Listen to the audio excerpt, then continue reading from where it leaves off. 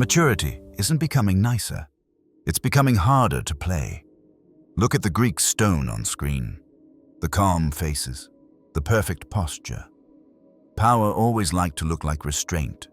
Most conversations aren't built for truth. They're built for position. Someone is trying to climb.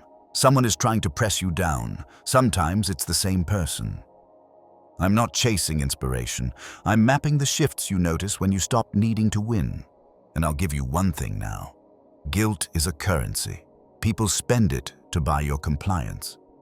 Later, soon, I'll show you where that currency is minted and who controls the exchange rate. Let's start with the ladder you're already standing on.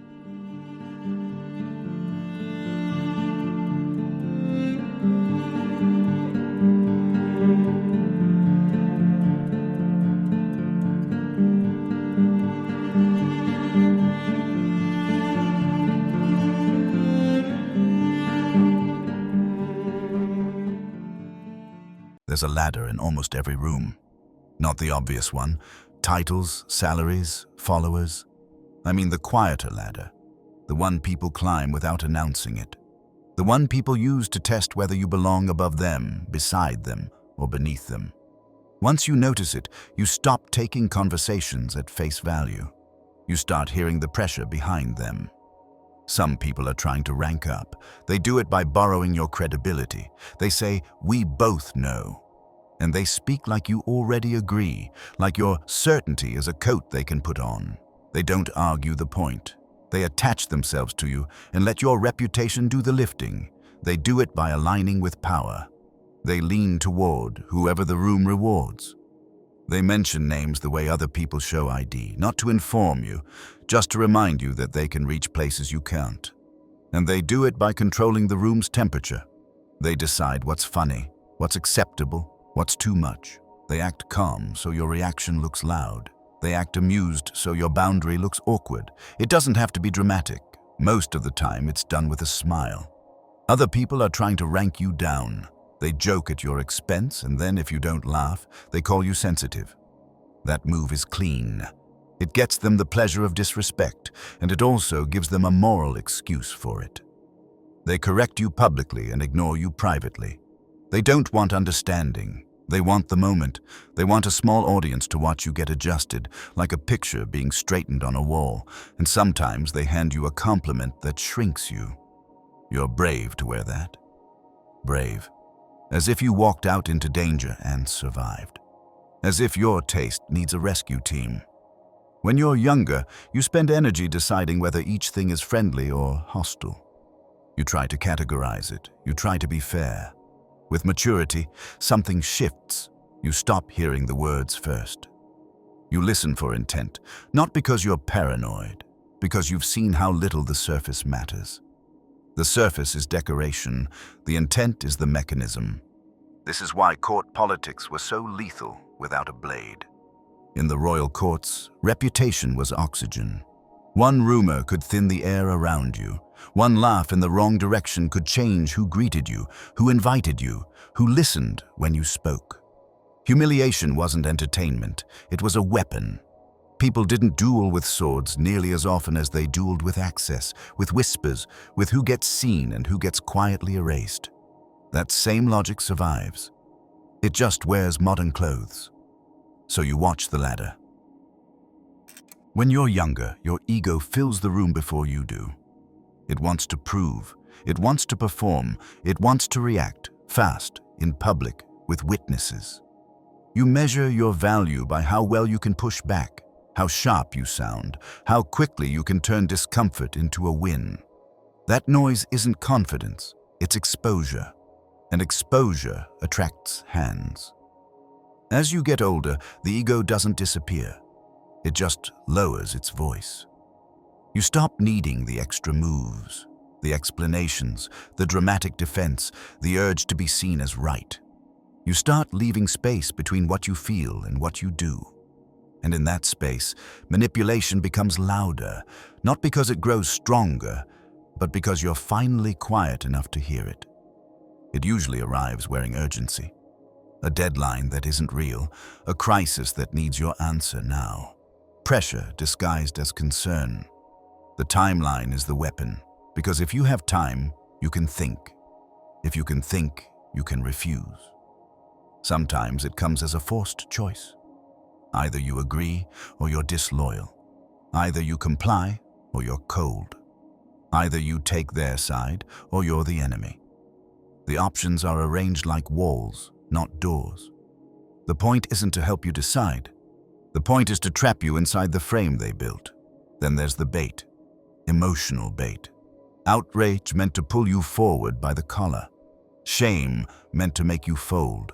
Moral panic meant to make you move with the crowd, not with your judgment. They don't need you to understand. They need you to react. Reaction is predictable. Reaction is steerable. When your ego is loud, you ask, without realizing it, how do I look? When your ego gets quieter, a different question shows up. Colder, more useful. What are they trying to move? Not what they're saying, not what they claim to want. What are they trying to move in you? Your fear, your guilt, your need to belong, your need to be seen as good. If you can locate what's being pushed, you stop being pushed. You see this most clearly when you watch how modern conflicts are perceived. Wars are fought on land, yes, but they're also fought in timelines and headlines. A battle doesn't end when the shooting stops. It continues as a story, assembled piece by piece, delivered to you in a sequence chosen by someone else. Narratives don't just describe events. They recruit emotion. They simplify. They polarize. They dehumanize. They make it easy to choose a side and hard to hold a thought.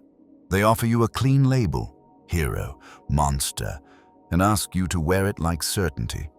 If your ego is still loud, you'll take the story as a mirror. You'll look for how you're supposed to appear, what you're supposed to signal, what you're supposed to condemn, what you're supposed to repost. When you're quieter, you start noticing the framing. Who is being positioned as the hero? Who is being positioned as the monster? What details keep repeating? What details never show up? What's omitted?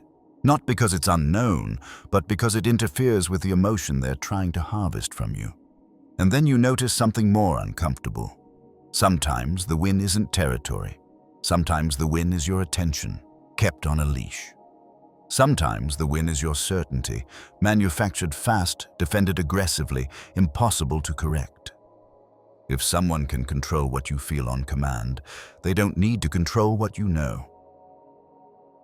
Nice is a behavior, safe is a pattern. When you're younger, you tend to treat them as the same thing. Someone smiles, someone agrees with you, someone says the right words at the right time, and your body relaxes. You call that safety, but nice is only what someone is willing to show. Safe is what they do when it costs them something. Nice can be polished, practiced, cheap. Safe is expensive. It requires restraint. It requires accountability. A nice person can still be dangerous, not because they're loud, not because they're obvious, because the danger is hidden inside the sweetness. They keep score. They give, but the gift has a receipt attached. They do favors that quietly create debt. They smile while they shrink you. They punish without raising their voice. And if you ever question it, they don't answer the question. They turn the spotlight on you. They call you ungrateful, sensitive, difficult. It's not the disagreement that hurts you. It's the way they make your instincts feel like a crime. That's why maturity stops rewarding charm. You start watching consistency, not the performance, the repetition, not the apology, the correction, not the warmth in public, the behavior when no one is watching. And here's the part people miss. Someone can be safe and still not be pleasant. Safe people can be blunt. They can disappoint you. They can tell you no without padding it. They can be awkward. They can refuse to play along. But there's a certain cleanliness to them. They don't use confusion as a weapon. They don't make you beg for clarity. They don't punish you for asking what's real. Safety isn't softness. Safety is predictability under pressure. If you grew up around nice, this difference can feel strange. Because nice feels like peace until it doesn't. And that's where the old language gets it right. Wolves in sheep's clothing, not wolves in wolf clothing. Not threats that announce themselves. threats dressed as virtue, threats wrapped in gentleness, and then the second line people quote without absorbing. Be wise as serpents and harmless as doves. Wise, not naive, harmless, not reckless. That isn't permission to become cold. It's permission to become discerning. Discernment is not paranoia. Paranoia assumes everyone is a threat. Discernment notices when someone's niceness is a tool, when kindness is used to get access, when warmth is used to lower your guard. So you stop asking, do they seem nice? And you start asking, do I feel safe over time? Do they respect a boundary without punishing you for it? Do they stay consistent when you're not useful? Do they act the same when they're disappointed? Because the mask is easy, the pattern is hard, and once you stop confusing kindness with safety, arguing starts to feel pointless. Not because you're above it, because you're finally listening for what the argument is trying to buy. If this content makes sense to you, hit the subscribe button. Thanks for your support. When you were younger, you argued like it meant something, not because the subject mattered, but because you mattered inside it. The argument was a stage, and the win was proof you belonged there. But later, something in you gets tired, not of conversation, of the ritual, of repeating yourself to someone who isn't listening while you pretend they are, of watching a discussion turn into a contest where the prize is dominance, not clarity. So you change the way you listen. You stop chasing the conclusion and you start studying the engine. You hear the words, yes, but you wait for the pressure behind them. Because most people are not trying to be correct. They're trying to get something to happen. That's what maturity does. It makes you less impressed by the argument itself and more interested in the motive that keeps feeding it. There are a few motives that show up again and again. Control, when someone needs to steer your choices but can't say it plainly. Status, when making you smaller is the easiest way for them to feel tall. Permission, when they want you to endorse what they already decided to do. And emotional labor, when they want you carrying what they refuse to hold. You don't have to accuse them. You don't have to label them. You only have to notice which motive keeps returning, like a hand on your shoulder that never quite leaves. And once you're listening for motive, certain patterns become hard to ignore. Some people avoid specifics, but demand agreement. They speak in fog, then expect you to sign your name to it. They want you committed to a feeling, not a fact. Some people change the subject the moment accountability walks into the room. Not dramatically. Quietly. A small pivot. A different example. A new grievance. Anything that keeps the spotlight from landing where it should. And some people ask questions that aren't questions. They're traps with a polite voice. If you answer directly, you lose.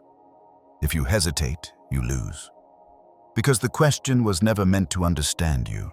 It was meant to position you. When you notice these things, you stop wasting energy on the surface. You don't reply to the argument just because it was thrown at you. You don't sprint after every accusation like it deserves a defense.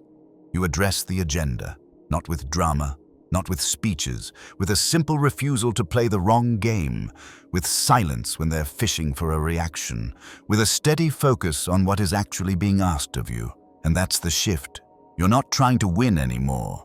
You're trying to understand what the other person is trying to extract. Attention, compliance, permission, work, a confession, a surrender. Once you hear that, the argument stops sounding intelligent. It starts sounding useful to them. And when you stop fighting for the win, something else happens. You begin to see that their behavior isn't always about you. Sometimes it's about their need, their fear, their status, their hunger for control. That's where this goes next. Guilt isn't only a feeling. It's a transaction. It moves between people like money does, quietly, with rules that are rarely spoken aloud. Someone spends a little emotion and expects a return. Someone offers a small kindness and waits for the interest to accumulate. If you don't pay, the bill doesn't disappear. It simply changes form. This is how guilt becomes currency. It doesn't have to be violent. It doesn't have to be loud. It just has to be constant. It gets minted in simple ways. A favor, delivered with an invisible contract attached. Not written down, not negotiated, but understood by the person offering it. I did this for you, so you will do that for me. The words might be friendly. The expectation is not. A sacrifice story, repeated until it becomes leverage. Not a memory, but a tool. The sacrifice is displayed like a receipt, proof that you now owe something you never agreed to purchase. And then the cleanest method, an identity hook. A sentence that sounds moral, even noble, but functions like a lock. If you're a good person, if you refuse, you're not just refusing the request, you're refusing the label. Once guilt is in circulation, it creates an economy. You see it in families, where love can be measured in compliance. You see it in relationships, where silence becomes payment. You see it in workplaces, where access and time are treated like tokens you surrender to prove loyalty. You pay because it's easier than fighting the charge. You pay with compliance. You pay with silence. You pay with access. You pay with time. And the person collecting doesn't have to ask directly. They only have to remind you of the debt. This is the key to power. Controlling guilt is controlling behavior, not by force. By definition, the person who decides what counts as selfish often controls the room, because once selfish becomes your fear, you can be guided without being touched. You start negotiating against yourself. You start offering concessions before anyone demands them. Maturity changes your response, not because you become cold, but because you become precise. You separate gratitude from debt. You can say thank you without signing yourself away. You can appreciate what someone did without letting it become a rope around your boundaries. Thank you does not mean I owe you my boundaries. And when guilt appears, you force clarity. Not a dramatic confrontation, just a clean question, said without heat. What exactly are you asking for? That question pulls the request out of the fog, where guilt likes to live. It removes the music. It makes the transaction visible. Because guilt thrives on vagueness, on implication, on the unspoken. And then you watch. Not their words, their reaction. Watch who becomes offended when guilt stops working. Watch who gets angry when you won't pay with silence or time or access just to restore their comfort. It's not always proof of evil, but it is proof of expectation. And expectation is where control begins. When you see guilt as currency, you stop confusing pressure with obligation. You stop calling a debt love just because it arrived wrapped in kindness. And you start handling power the way it actually moves, through what people can make you feel and what they can make you carry. If you want more breakdowns like this, quiet, direct, and uncomfortable, subscribe. And tell me what maturity changed in you. Now listen, people like to imagine they outgrow darkness, that they become better and it simply disappears. It doesn't. What changes is whether you can see your own shadow without flinching. The shadow is not poetry, it's symbol. It's the part of you that can be cruel. The part that can manipulate. The part that can be selfish or obsessive and still find a reason to feel justified. When you are younger, you hide those parts under performance. You call yourself nice. You call it stress. You call it not like you. Maturity is when you stop pretending you don't have it. Not because confession makes you noble, because denial makes you usable. If you won't acknowledge what you're capable of, someone else will press on it. They'll bait it. They'll recruit it. They'll steer you with it. An unowned shadow is easy to control. So you manage it before it manages you. You watch it. You keep it in the room, not in the driver's seat. You don't decorate it. You don't perform awareness for approval. You use awareness as protection. That is the difference. Maturity isn't becoming harmless. It's becoming conscious.